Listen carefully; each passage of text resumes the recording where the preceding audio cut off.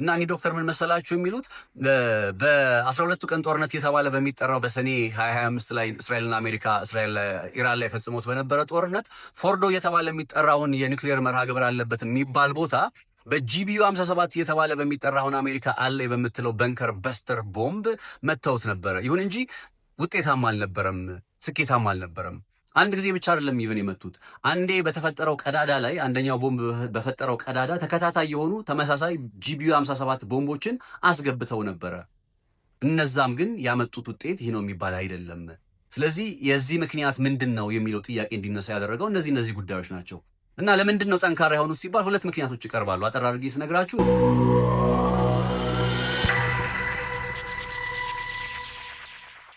የኢራን የአሜሪካ እንዲሁም እስራኤል እያደረጉ ያለው ጦርነት አሁን 34ኛ ቀኑ ላይ ደርሷል። ታዲያ በእነዚህ 34 ቀናት ውስጥ እነ አሜሪካ በተደጋጋሚ የሚያነሱት ጉዳይ በእርግጥም የኢራንን ወታደራዊ አቅም እንዳብረከረኩ የኢራን የባላስቲክ ሚሳኤሎችን የማስወንጨፍ አቅምን በጣም በበርካታ በመቶኛ ቁጥር እያስቀመጡ አደጋ ውስጥ እንዳስገቡና በአሁኑ ሰዓት ላይ በጦርነቱ ላይ ማሳካት የሚፈልጓቸውን ጎሎች እንዳሳኩ ነው የሚገልጹት። ይሁን እንጂ በዚህ ሰዓትም እንግዲህ እነሱ እነዚህ አይነት ስኬትን አስመዝግበናል የሚሉ መረጃዎችን እያወጡ ባለበት ሰዓትም ኢራን እጅግ በጣም ከባባድ የሚባሉ በጥቃቶችን በአሜሪካ የጦር ሰፈሮች ላይ እና እንዲሁም በእስራኤል ላይ እየፈጸመች ትገኛለች። ሚስጥሩ ምንድን ነው ጥያቄው። አሁን እነ አሜሪካ አወደምን በሚሉት ልክ የኢራን ወታደራዊ በተለይ ሚሳኤሎችን የማስወንጨፍ አቅም ለምንድን ነው እንደዚህ ጠንካራ የሆነው? እና አሜሪካ አወደምን፣ አጠፋን፣ ጉዳት አደረስን በሚሉት ልክ በኢራን ላይ ጉዳት ያልደረሰው ለምንድን ነው ጥያቄው።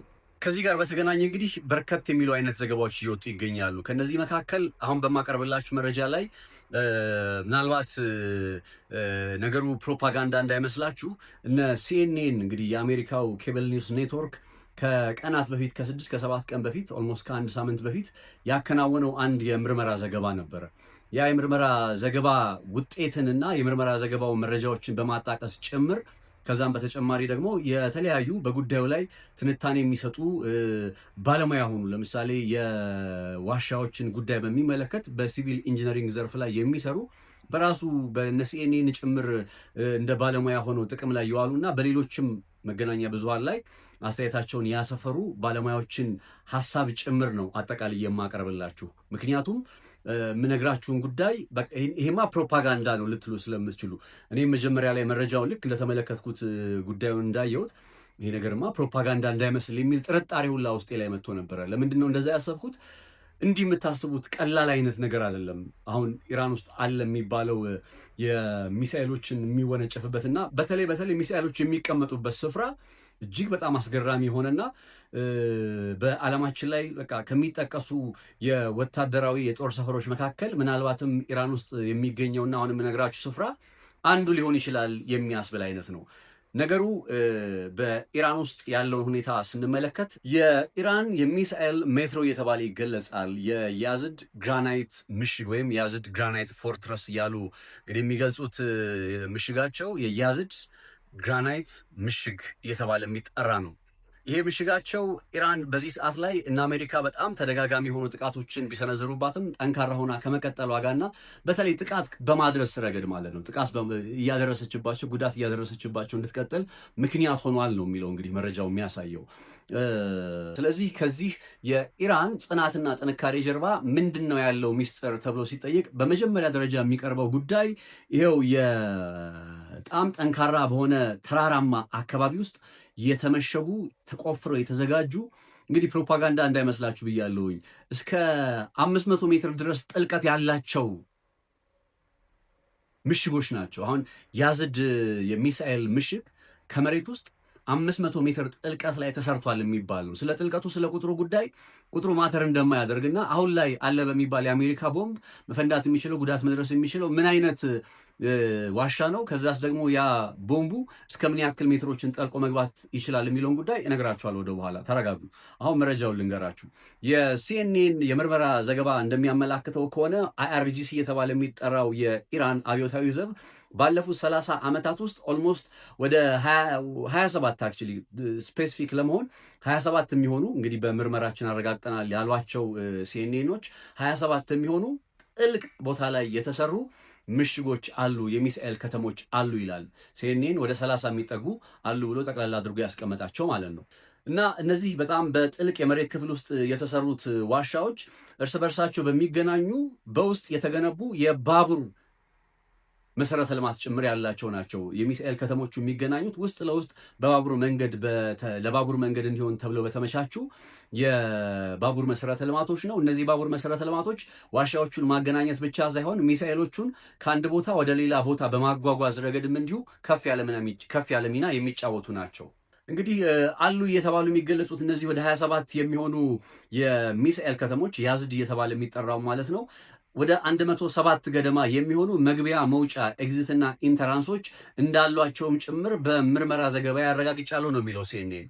አልማ ሪሰርች ሴንተር እየተባለ የሚጠራ አንድ ተቋም አለ። ይሄ ተቋም በተለይ እስራኤል ላይ የተመለከቱ ጉዳዮችን የሚመለከትና የሚያጠና ነው። የእስራኤልን ጂኦፖለቲካዊ ጭንቀቶችና ሸክሞች እየፈተሸ የምክር ሀሳቦችን የሚያቀርብ የቲንክ ታንኮች ስብስብ ነው እና ይሄ ቲንክ ታንኮች ስብስብ ከቀናት ወይም ሜይ ቢ ከሳምንታት በፊት ይዞ የወጣው አንድ መረጃ ምን መሰላችሁ የሚያሳየው 77 ከመቶ የሚሆነው የኢራን የሚሳኤል ከተሞቿ መግቢያ መውጫ በአሜሪካና በእስራኤል የተቀናጀ ጥቃት አማካኝነት ከጥቅም ውጭ ሆኗል በማለት ይፋ ያደረገው አንድ ሪፖርት ነበረ። ሲኤንኤን ግን ከዚህ ሪፖርት በሚቃረን መልኩ ከቀናት በፊት ባወጣው የምርመራ ዘገባው ላይ ምን ብሏል? ለምሳሌ ያክል አለ ያዝድ እየተባለ የሚጠራው የሚሳኤል ከተማ ለሶስት ጊዜ ያክል ይሄ ጦርነት ከተጀመረ ከፌብሩዋሪ 28 ወዲህ ባሉት 33-34 ቀናት አካባቢ ላይ ለሶስት ጊዜ ያክል በእስራኤል ተደጋጋሚ የሆነ የአየር ላይ ጥቃት ተፈጽሞበታል። ይሁን እንጂ እስከዛሬም ድረስ በዚህ የያዝድ የሚሳኤል ምሽግ ላይ መግቢያና መውጫው ላይ የደረሰውን ጉዳት በተመለከተ በእርግጠኝነት እስራኤልም አሜሪካ መናገር አይችሉም ይላል። ከዛ ይቀጥልና እንዲያውም ይላል በምርመራ ዘገባው ላይ የተረዳሁት ነገር ያዝድ የተባለ የሚጠራው የሚሳኤል ምሽግ በእስራኤል አማካኝነት ለሶስተኛ ጊዜ ጥቃቱ ከተፈጸመበት በኋላ በአንድ ቀንና በሁለት ቀን ውስጥ ወዲያውኑ ጥገና አከናውነውለት ወደ ስራ የሚያስገቡት የተዘጋውን የተመታውን የሚሳኤሉን ከተማ መግቢያ መውጫ አካባቢ ላይ ጥገና አከናውነው የሚሳኤል ከተማውን ድጋሚ አገልግሎት መስጠት በሚችልበት ደረጃ ላይ ሆኖ የሚሳኤል ምሽጉ የጠንካራ የሆነ አገልግሎትን ወደሚሰጥበት ደረጃ መመለስ የሚችሉ ባለሙያዎችና የኢንጂነር መኪናዎች የኮንስትራክሽን ተንቀሳቃሽ መኪናዎች ማለት ነው በኤግዚትና ኢንትራንሶቹ በኩል ላይ ተመልክተናል።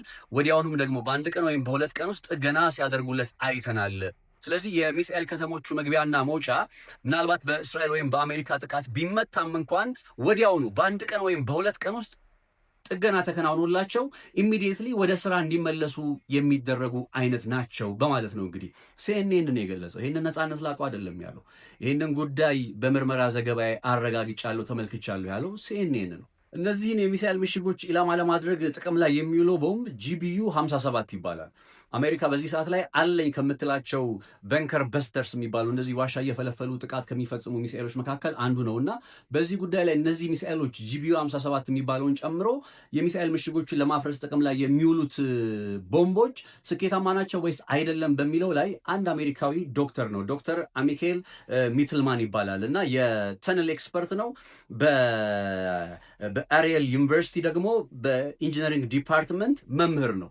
ሲኒየር የሆነ መምህር ነው፣ ሌክቸር ነው እና እሱ የሚያቀርበው ሀሳብ እጅግ በጣም የሚያስገርም ነው። ከዚህ ከGBU 57 የሚባለው የአሜሪካ ቦምብ ስኬታማነትና ውጤታማነት ጋር በተገናኘ የሚያቀርበው ሀሳብ እጅግ በጣም የሚያስገርም ነው። እሱን ጉዳይ ልንገራችሁ እና እኚህ ዶክተር ምን መሰላችሁ የሚሉት በ12ቱ ቀን ጦርነት የተባለ በሚጠራው በሰኔ 2025 ላይ እስራኤልና አሜሪካ ኢራን ላይ ፈጽሞት በነበረ ጦርነት ፎርዶ የተባለ የሚጠራውን የኒውክሌር መርሃ ግብር አለበት የሚባል ቦታ በGBU 57 እየተባለ በሚጠራ አሁን አሜሪካ አለ በምትለው በንከር በስተር ቦምብ መተውት ነበረ። ይሁን እንጂ ውጤታማ አልነበረም፣ ስኬታማ አልነበረም።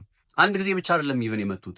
አንዴ በተፈጠረው ቀዳዳ ላይ አንደኛው ቦምብ በፈጠረው ቀዳዳ ተከታታይ የሆኑ ተመሳሳይ GBU 57 ቦምቦችን አስገብተው ነበረ። እነዛም ግን ያመጡት ውጤት ይህ ነው የሚባል አይደለም። ስለዚህ የዚህ ምክንያት ምንድን ነው የሚለው ጥያቄ እንዲነሳ ያደረገው እነዚህ ጉዳዮች ናቸው። እና ለምንድን ነው ጠንካራ የሆኑት ሲባል ሁለት ምክንያቶች ይቀርባሉ። አጠር አድርጌ ስነግራችሁ የመጀመሪያው ጉዳይ እና ለምንድን ነው ጠንካራ የሆነው